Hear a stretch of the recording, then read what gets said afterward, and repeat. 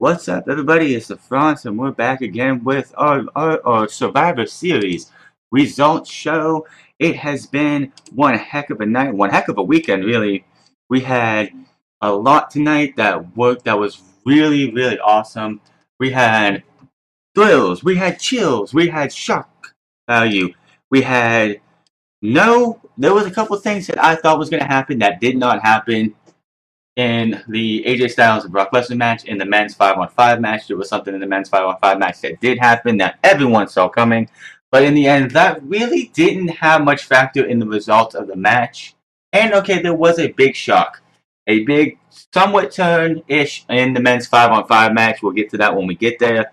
We're going to start, of course, with the kickoff show, which had three matches, surprisingly. Two that weren't scheduled until we actually got to the show. They had three matches.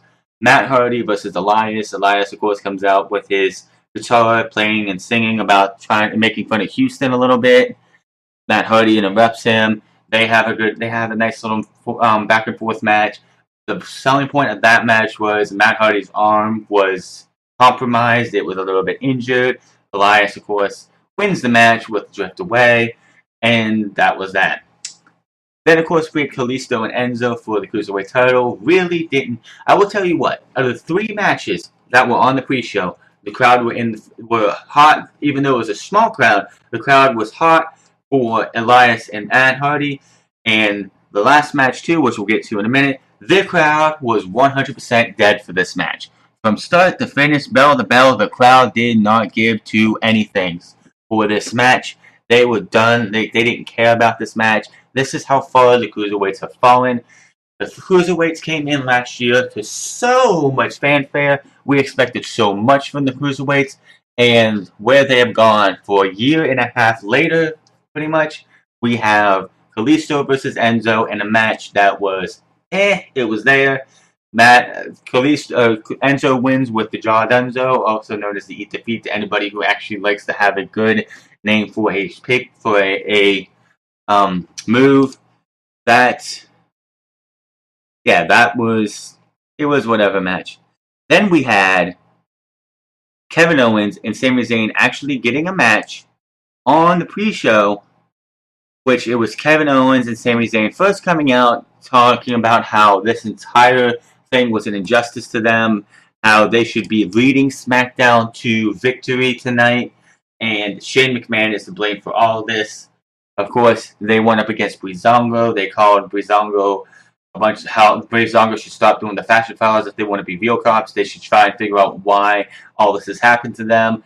I'm really, really loving this Sami Zayn. The Sami Zayn heel turn is like the best thing on SmackDown. It's the best thing. It's like one of the best things on WWE television right now. Hopefully it'll lead to him winning the U.S. title at some time, getting him his first championship. Maybe they win the tag team titles. Have the Usos lose them to like Gabriel and Benjamin. Gabriel and Benjamin didn't lose them to the Sami Zayn Kevin Owens tag team, which needs a name. Is it going to be called the Sami and Kevin show? Is that what the tag team is going to be? I don't know. After the match on YouTube, in an exclusive, they caught up with Sami Zayn and Kevin Owens after their match. What else is new? Excuse me, Sami, Kevin. Victory tonight here in the kickoff versus Breezango. Was that win about proving a point to the SmackDown locker room? Well, I think we proved a point out there tonight, but I think it's the same point we prove every single night, and that's that we're the very two best on SmackDown Live. And yet here we are relegated to the kickoff when we should have been leading Team SmackDown. It is laughable. We are the two best, and it's not even close. There is no one even close. And the point that we're trying to prove isn't about just winning, because we prove the point of how good we are every single night. Tonight, the point is about what a mistake it was to have us left behind. That's the point that we proved tonight. You know, we saw Stephanie McMahon just a minute ago. Do you know that? And you know what? On Raw, I had lots of problems with Stephanie McMahon, but now, after dealing with Shane, I can say that Stephanie was a delight in retrospect. And they question our loyalty. Kevin. And of course, while he's talking about this, Stephanie McMahon nonchalantly just starts walking behind Sami Zayn and Kevin Owens. He's wearing blue. Do you realize that? He never wears blue. He had this done specifically for Survivor Series. Hello. Keep going, please.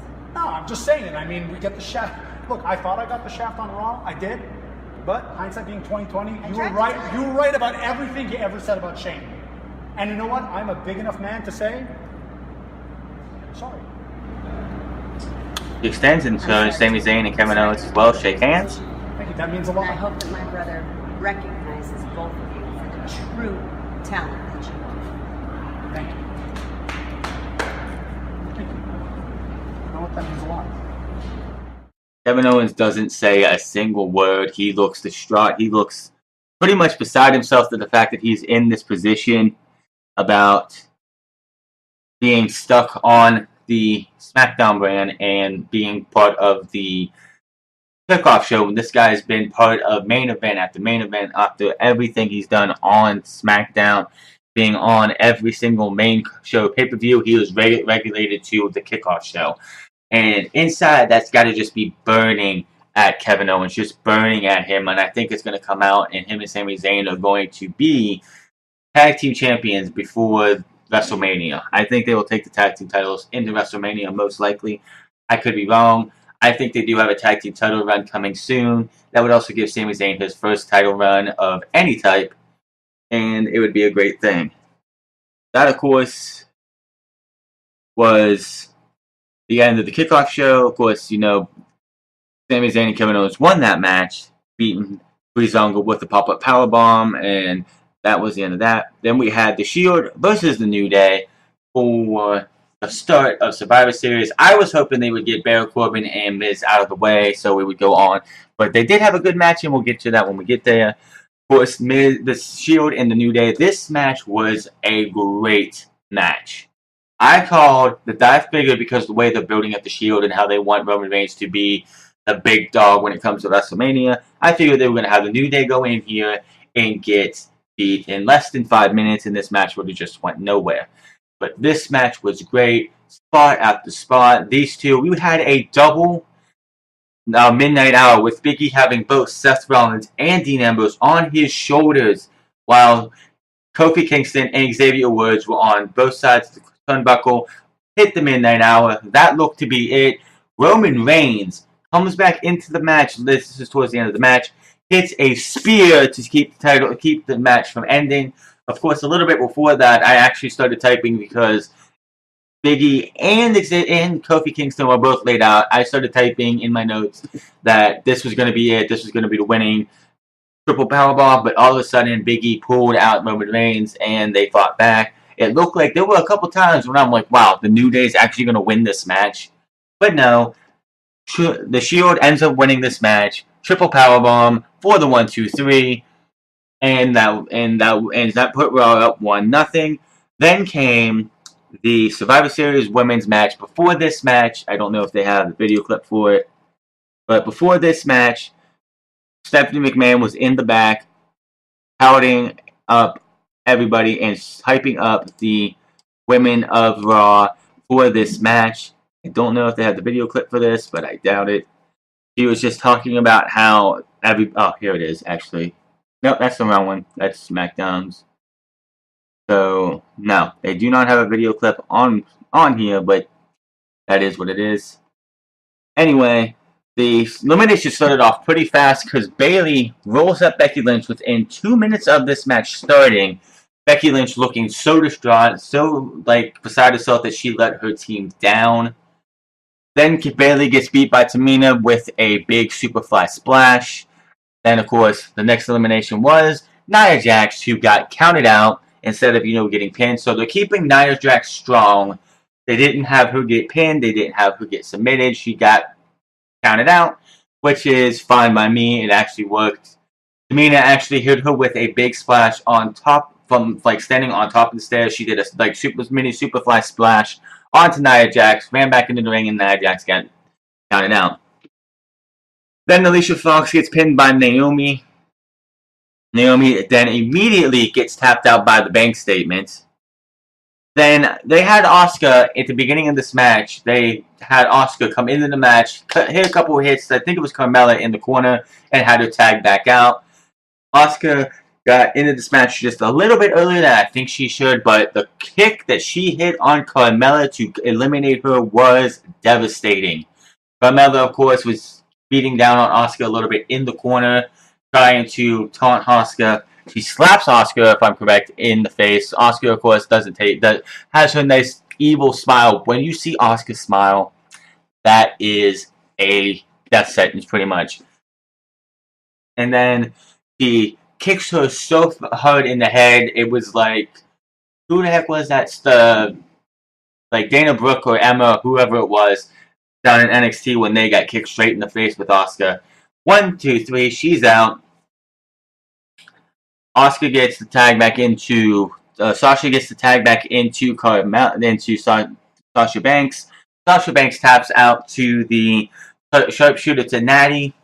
That leaves Tamina and Natalya versus Asuka. After all that, Asuka taps out Tamina with the armbar, leaving her and Natalya. Natalya tries to get a sharpshooter on Asuka. Asuka eventually gets her in the Asuka lock, taps her out, and your sole survivor was Asuka, which was the right move.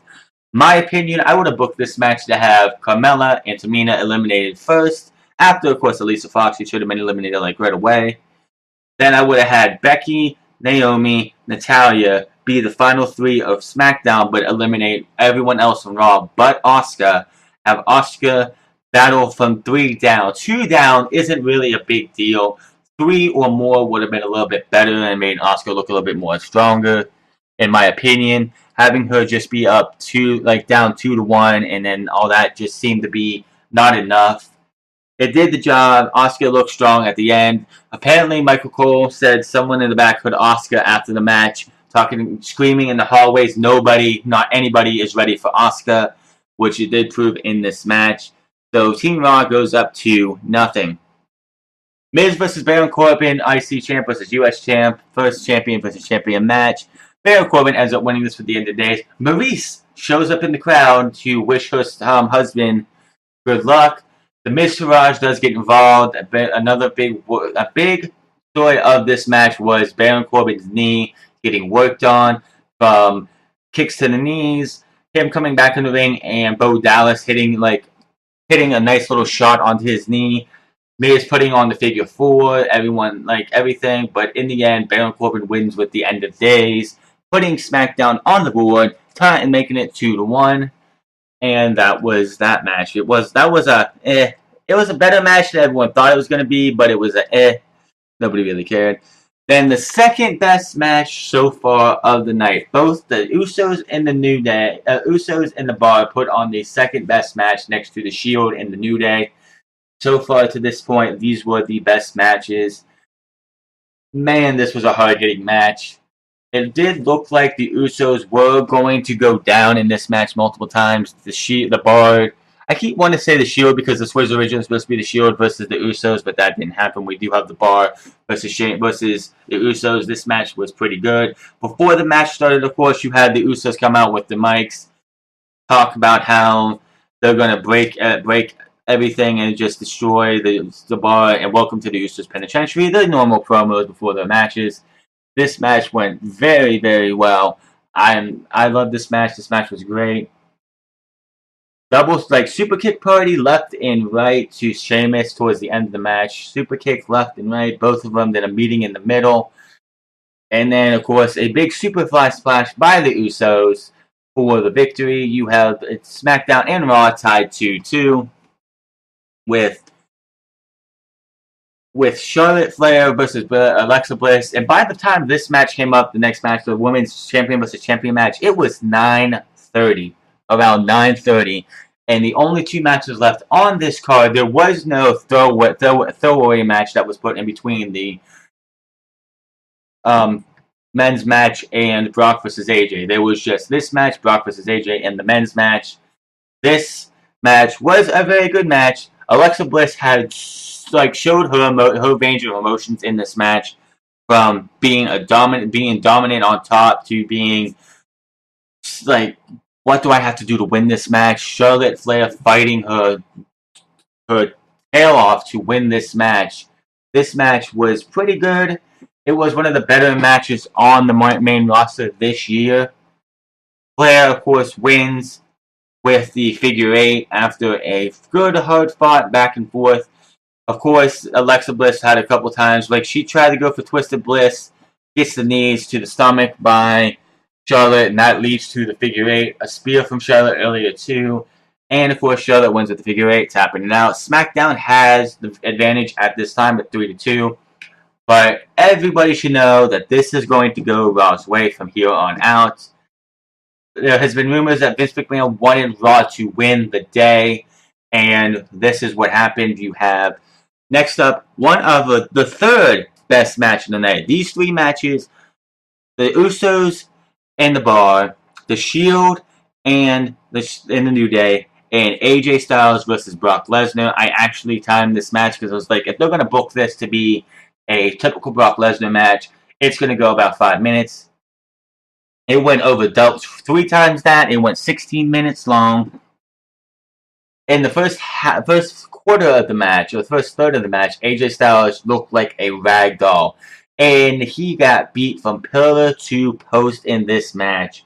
Brock Lesnar looked dominant from the beginning, but AJ Styles, ever the resilient champion that he is, got a big, huge comeback, hit a couple phenomenal forearms on him, got a nice 450 splash, like springboard 450, got a very, very close 2 count on a phenomenal forearm. There were 2-3 times in this match that Brock Lesnar looked like he was going to lose this match. But of course, if you know better, Brock Lesnar was not going to lose this match. AJ Styles goes for the phenomenal forearm one more time without the elbow pad on. And also before that, he got a calf crusher on Brock Lesnar. Brock Lesnar looked like he was in massive pain. The one problem I have with the calf crusher, it is one of the easiest ones to get out of. All you have to do is get your arm around their neck and just start smacking their head into the canvas. That happens a lot. That's what happened there. The match ends with AJ Styles going up for a third phenomenal forearm, or I think it was a second or third, whichever it was, without the elbow pad. AJ Styles gets caught in an F5 by Brock Lesnar, and Brock Lesnar wins, tying the series up. The SmackDown vs. Raw tally up 3-3, leading to the men's match. We'll get to that in a minute. Before this match started,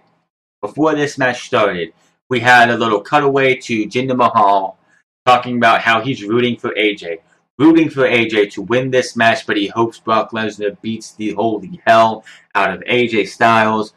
And then as soon as they cut away from that, he didn't say it. I don't know why they didn't have Jinder say it, but I guess this Tuesday on SmackDown, we will have Jinder Mahal get his title rematch versus AJ Styles. Now, how will this go? With the way things have gone with the India tour being a one-day show now instead of 2, and I think WWE finally souring on Jinder Mahal. I honestly think Jinder Mahal will not win the title.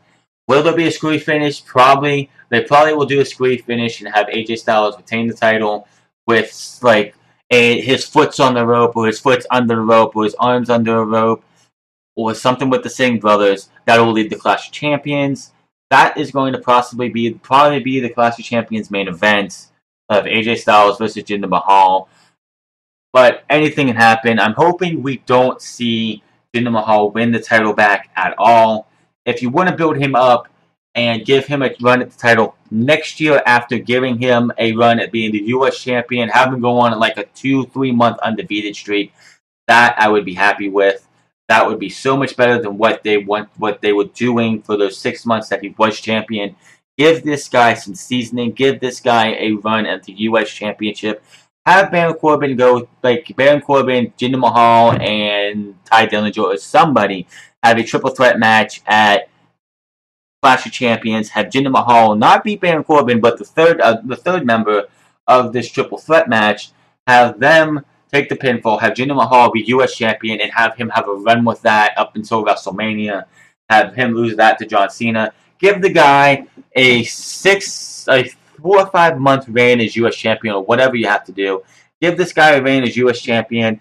Have him win like every single match he is in. Have this guy look a little bit more legitimate. Don't have him have the Singh brothers at all. Have him banish the Singh brothers from his life. He is on his own. and have him end up winning the U.S. title. Have him just, if you want to, have him put a sticker on it with the Indian flag, calling it the Indian World Championship. This title means more to me than the World WWE title now because it represents India with the flag on it. Something like Lance Storm did back in WCW where he took 3 titles, the Cruiserweight, the Television, and I can't remember what the other title was, a Hardcore title, and he put a Canadian flag over top of him. Have Jinder Mahal do something like that. Have him talk about how he is the greatest U.S. champion of all time. And just that would fit his character. Give him a nice run. Don't have him lose embarrassingly in non-title matches like they have with Baron Corbin. Have this guy win the U.S. title. Have him go to WrestleMania, and if anything, beat John Cena at WrestleMania for the U.S. title. Have him go until SummerSlam or before that with the U.S. title. Have him win. I don't think he has to win every match. I mean, not going to have a champion. Not even AJ Styles, his WWE champion, the first time won every match. That wasn't a title match, but you can't have him just go and be a joke of a champion. Have this guy earn some legitimacy as a champion, as a U.S. champion. Back in the day when Shawn Michaels was coming up, he didn't just get given the U.S. title, the WWE Championship. He had to work for it. He was the Intercontinental Champion, Tag Team Champions multiple times before he was ready to be WWE Champion. If you want Jinder Mahal, if you want to redo this next year and give Jinder Mahal the WWE title going into like an India tour, give this guy the U.S. title at Clash of Champions. Give this guy a run with the title till probably Backlash or whatever the SmackDown pay-per-view will be after WrestleMania or the month after that. Give this guy a nice run. Have him win a lot of matches. Have him win decisively against guys like a Mike Kanellis, who was probably going to be a jobber for the rest of his WWE career, or a Ty Dillinger, or a Rusev if Rusev turns babyface, or a Aiden English. These guys, have him go up against these guys and don't have any help. Like, have the Singh brothers sent off. Don't have him do anything. This guy, if you want Jinder Mahal to be WWE Champion again, I'm all for giving young guys and guys who never had a chance if they are worth it. Jinder Mahal at this time in his career is not worth another WWE Championship run. Doesn't mean he can't be WWE Champion ever again. I'm just hoping this Tuesday on SmackDown is not that time. We do not, if you want to see, did you hear the reaction that AJ Styles had coming into that match against Brock Lesnar? And he put on a show. AJ Styles, first off gave Brock Lesnar his longest match of the entire year. A singles match. I don't know how long the Fatal 4-Way or Fatal 5-Way or whatever it was at SummerSlam was, but I don't count that because he was on the mat, on the outside for most of that match. This was his longest singles match of the year. He was 5 minutes against Goldberg, 5 minutes against Samoa Joe, and 7 minutes against Braun Strowman. But this one went 16 minutes, and half of this match he was on the defense. Now, unfortunately, the whole F5, making the F5 look like it's a King's Beast Slayer, I don't buy it. They honestly think that we don't remember a year ago Goldberg making him look like a chump. Vince McMahon has under that impression that we're all just gonna forget that Brock Lesnar 1 year ago at this same event lost in less than 2 minutes. So, where do we go from here for Brock Lesnar? He's going to go off to Royal Rumble to probably face Finn Balor. Probably not. I don't know. We'll see. And then move on to WrestleMania to face Roman Reigns. So, that's that. Again, AJ Styles will go off against Jinder Mahal. Hopefully, I'm begging and pleading, don't give Jinder Mahal the title back. He does not need it. Giving him the title, compared to what you saw tonight, AJ Styles comes out, he is so over. Do you really want the WWE Championship to go back on a guy who gets zero reaction? Zero reaction. I hope he doesn't, but we will find out on Tuesday. Now, the men's match. The 5-on-5 Survivor Series match. This match was all kinds of craziness. You had, first off, I thought Kurt Angle was supposed to start the match, but you had everyone from Team Raw minus Braun Strowman heading back towards the corner, and Braun Strowman's just standing there. He, for whatever reason, goes towards his corner, and Shane McMahon attacks him from behind. Shane, of course, gets thrown off of him, and then we had Triple H versus Shinsuke Nakamura meet up against each other. Triple H versus Bobby Roode, and Triple H. And I was hoping they would do this spot, and I'm so glad they did. Triple H hits Bobby Roode with the double A spine buster. Does the looks like he's gonna do the glorious thing, and then does a suck it. Bobby Roode gets up and hits him with the same exact move. Who has the better spine buster? You tell me. That was a really good moment. I thought that was pretty cool. Shinsuke Nakamura went up against Triple H before Bobby Roode. That was pretty awesome too. Back in you had Randy Orton versus Samoa Joe. You had Triple H still off against Shane for a minute. You had Kurt Angle versus Shane. You had John Cena in there for a little bit too. During the middle of the match, Braun Strowman gets suplexed by pretty much gets suplexed by everybody on Team SmackDown. Of course, the first two eliminations were Bobby Roode and Shinsuke Nakamura in opposite order. But Nakamura got hit with a running power slam by Braun Strowman, pinned, gone. Which I'm fine with that. It makes anybody getting beat by Braun Strowman, I'm not mad about. Roode suffered the same fate. He was gone. John Cena took out Samoa Joe with the attitude adjustment. That didn't take long. John Cena then gets eliminated by Kurt Angle after an angle slam, and Finn Balor is on top of the top rope, hits a coup de grace, Angle hits another angle slam and pins John Cena. Finn Balor then gets eliminated by Randy Orton with an RKO. It's down to Orton and Shane, Braun Strowman, Kurt Angle, and Triple H for Raw. Now, at this time, Sami Zayn and Kevin Owens, who were in the final kickoff show match of the night, I'm wondering what's going on. Why are the crowd cheering? I'm not thinking, wow, this is going to be with Kevin Owens and Sami Zayn. I'm just watching this pretty good match. All of a sudden, you see Shane McMahon getting beat down by Kevin Owens and Sami Zayn.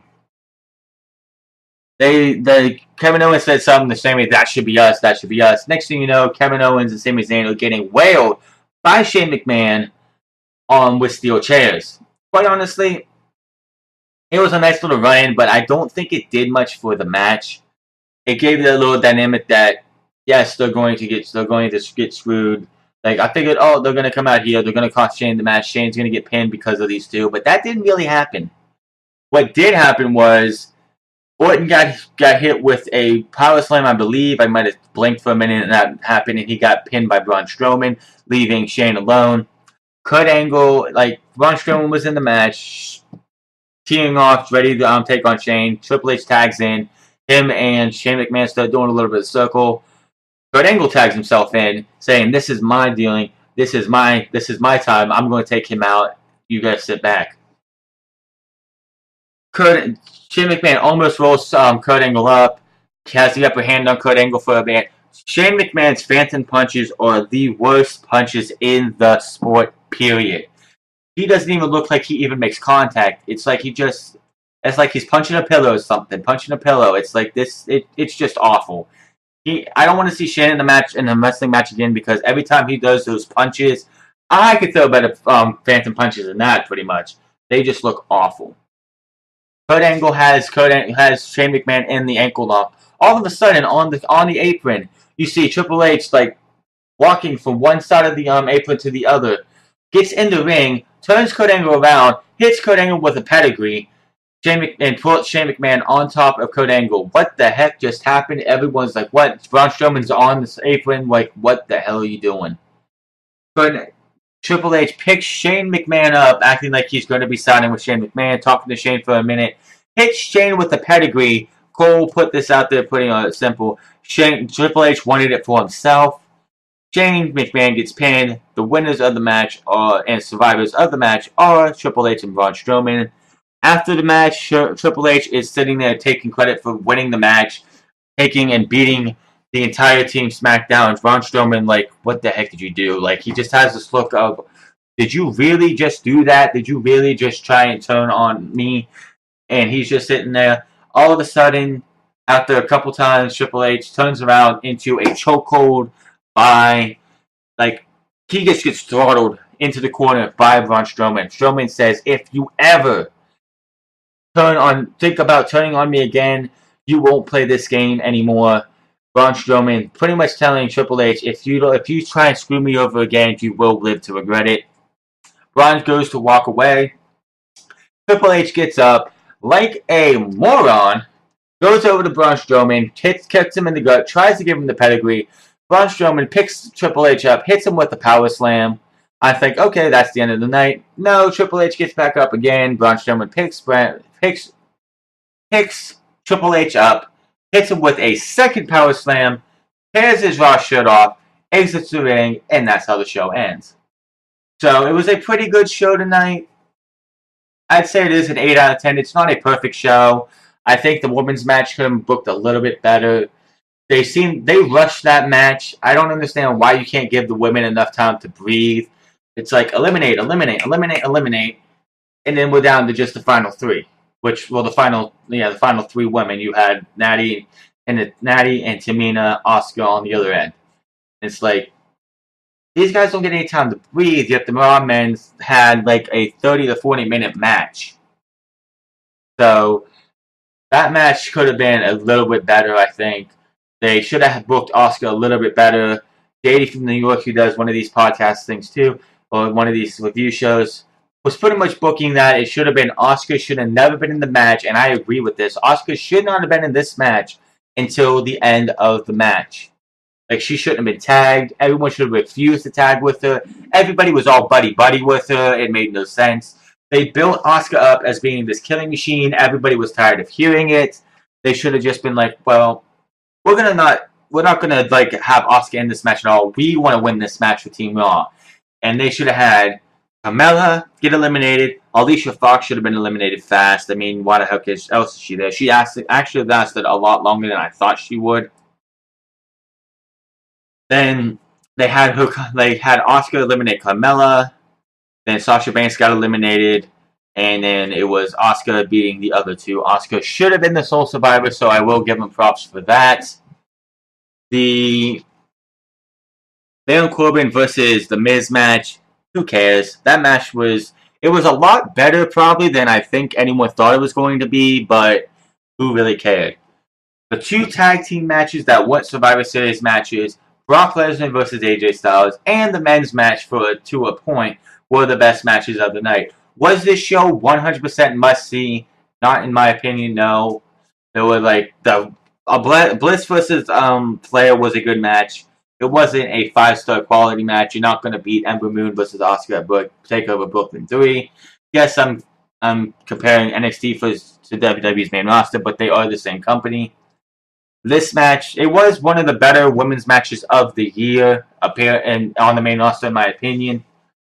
Alexa Bliss showing all the emotions that she could, from dominant to, like, what do I have to do to win, to just, like, in tears and, like, distraught after losing a tough match. And, of course, after that match, it looked like Charlotte was going to go over to Alexa, but she just sits there and nods her head as I'm doing my respect. And that was good. The Bar versus the Usos was a great match. That match was back and forth. I can't put my finger on it, but there's just something, this entire show seems just like it was missing something. I don't know what it is, but it just feels like they were missing something to put it up to that next level. Was I expecting a Jason Jordan run-in on Triple H and screw Triple H or hurt his father's chances of making it through? Yes, that didn't happen. Was I expecting Jinder Mahal to come in and attack AJ Styles or do something? No. A lot of people were expecting Jinder Mahal to screw AJ Styles out of that match, and I don't see why. Why would you want to have Brock Lesnar at Survivor Series against AJ Styles and it be known that he could not beat AJ Styles without the help of Jinder Mahal? Think about that while you're watching that show. There were so many people on this night expecting Jinder Mahal to come out and attack AJ Styles and screw him out of this match. And I'm like, why? Is Brock Lesnar not good enough for you guys in that minority to actually win this match on his own? Which he did. AJ Styles, by the end of that match, I will tell you, by the end of that match, the crowd was so hot for that match that the crowd went ballistic. They were counting 1, 2, 3 and cheers everywhere. That match was Brock Lesnar's best match of the year. That was Brock Lesnar's best match since CM Punk versus Brock Lesnar, when it was the Best versus the Beast. That was how good this match was. AJ Styles, and I will say this now, AJ Styles is the best wrestler in the world today. Period. But that is going to be all for this Survivor Series reaction show. Let me know in the comment section below what you thought of Survivor Series. What is it, a 10 out of 10? Was it a 5 out of 5? Was it in between there? What was your thoughts of this show? I think it's an 8. It could have used a little bit more, but it is what it is. And tomorrow we will be back for Monday Night Raw. Until then, my name is The Frontz. Follow me on Twitter at The Frontz and find me on twitch.tv at TheFrontz08 every Monday through Friday. Sometimes on Saturdays, but until then, you have a wonderful night or morning wherever you're at in the world, and I will see you later.